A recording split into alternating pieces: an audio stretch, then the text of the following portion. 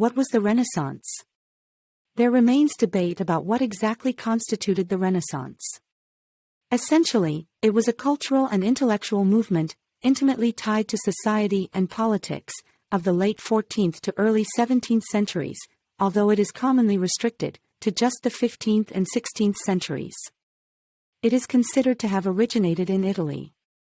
Traditionally, people have claimed it was stimulated, in part, by Petrarch, who had a passion for rediscovering lost manuscripts, and a fierce belief in the civilizing power of ancient thought, and in part by conditions, in Florence.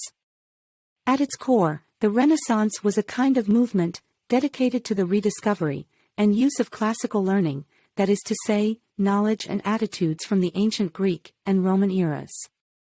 Renaissance literally means rebirth, and Renaissance thinkers believed the period between themselves and the fall of Rome, which they labeled the Middle Ages, had seen a decline in cultural achievement, compared with the earlier eras.